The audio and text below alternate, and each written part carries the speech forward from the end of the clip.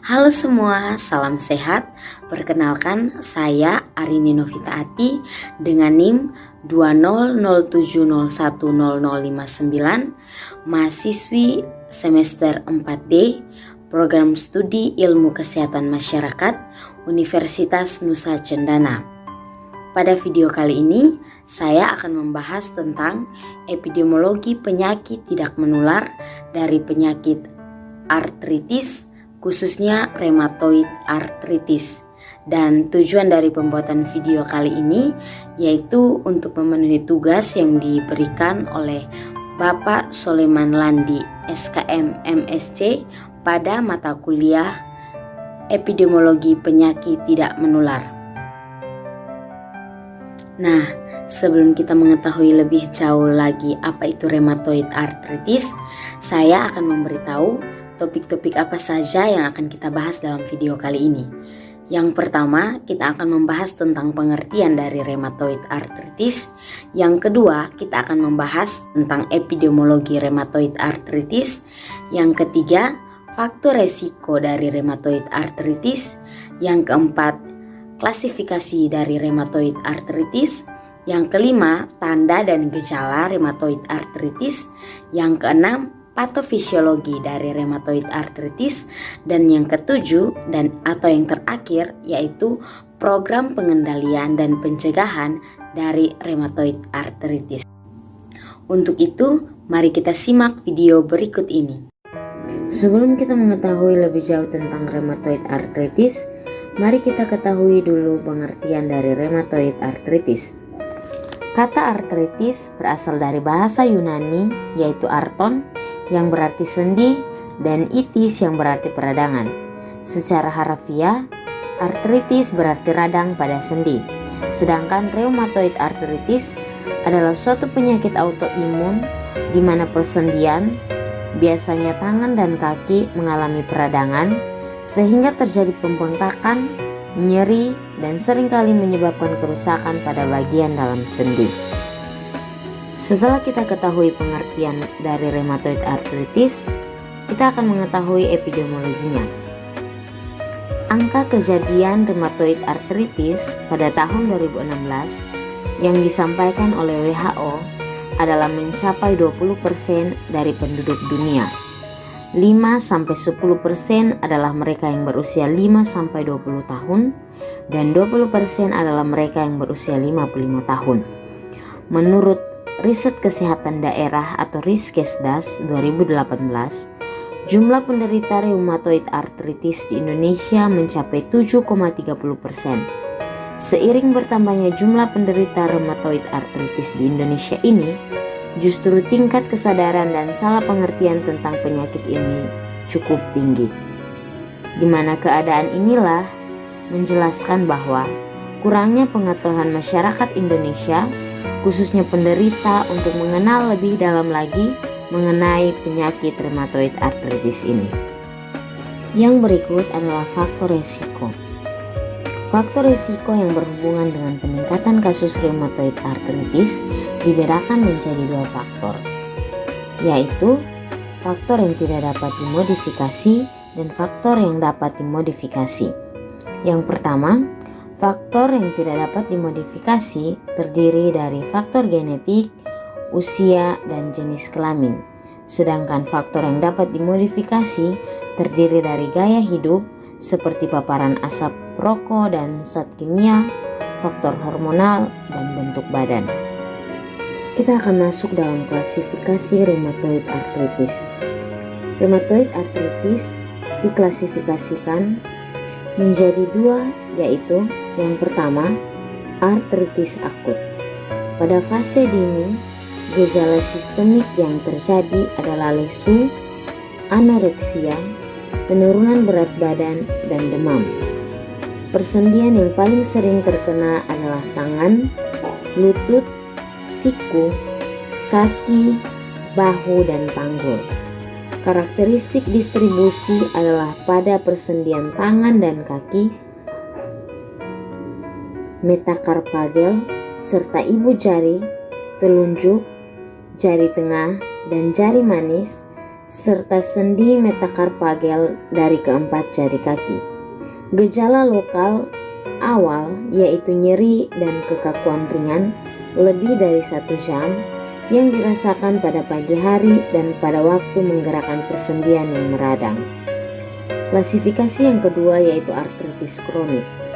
Kerusakan struktur persendian akibat kerusakan rawan sendi atau erosi tulang periartikular merupakan proses yang tidak dapat diperbaiki lagi dan memerlukan modifikasi mekanik atau pembedahan rekonstruktif.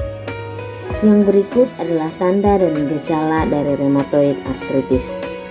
Tanda dan gejala awal biasanya akan muncul secara bertahap, yaitu yang pertama, kita akan merasakan kelelahan. Yang kedua, rasa tidak enak badan atau malaise. Yang ketiga, berkurangnya rentang gerak. Yang keempat, penyakit simetris. Yang kelima, banyak sendi yang terpengaruh. Dan yang keenam, masalah sendi. Yang berikut kita akan masuk dalam patofisiologi rheumatoid arthritis. Rheumatoid arthritis merupakan penyakit autoimun sistemik yang menyerang sendi. Reaksi autoimun terjadi dalam jaringan sinovial. Kerusakan sendi mulai terjadi dari proliferasi makrofag dan fibroblast sinovial. Limfosit menginfiltrasi daerah perivaskular dan terjadi proliferasi sel-sel endotel, kemudian terjadi neovaskularisasi. Pembuluh darah pada sendi yang terlibat mengalami oklusi oleh bekuan kecil atau sel-sel inflamasi. Terbentuknya panus akibat terjadinya pertumbuhan yang irregular pada jaringan sinovial yang mengalami inflamasi. Panus kemudian menginvasi dan merusak rawan sendi dan tulang. Respons imunologi melibatkan peran sitokin, interleukin, proteinase, dan faktor pertumbuhan. Respons ini mengakibatkan destruksi sendi dan komplikasi sistemik.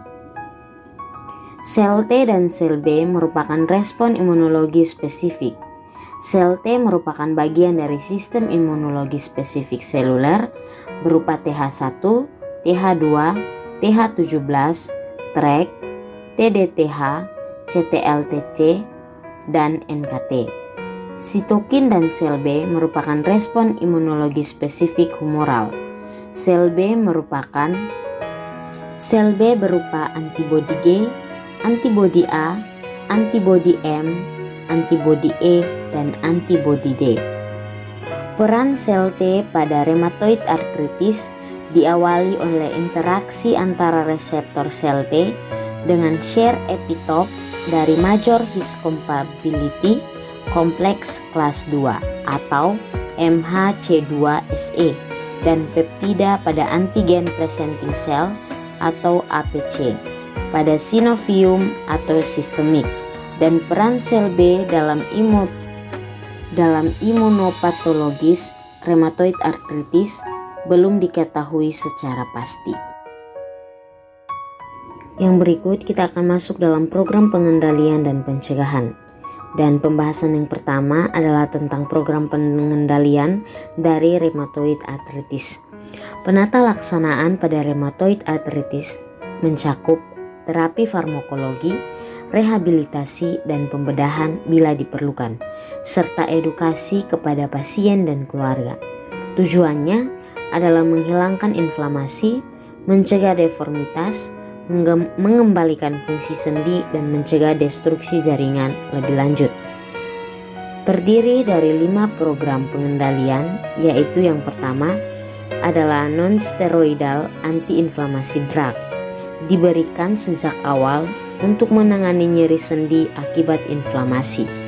Yang kedua adalah DCAC modifying anti-rheumatic drug, digunakan untuk melindungi sendi, tulang, dan kartilago dari proses destruksi oleh rheumatoid arthritis.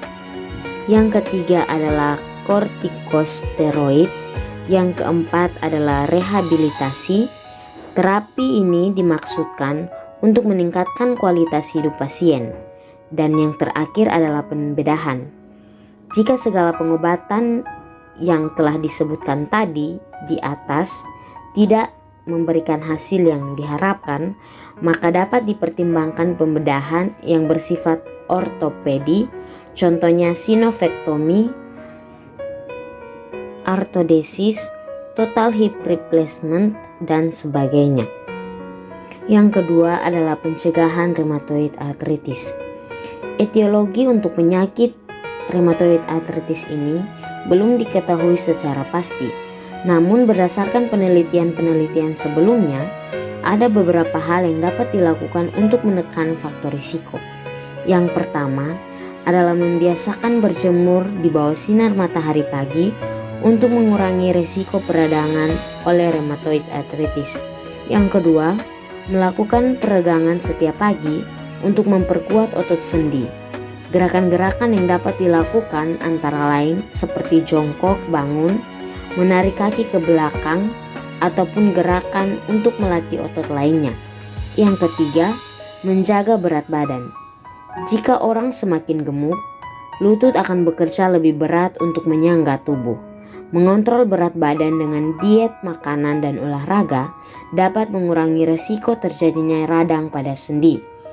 Yang keempat adalah mengonsumsi makanan kaya kalsium seperti almond, kacang polong, jeruk, bayam, buncis, sardin, yogurt, dan susu skim.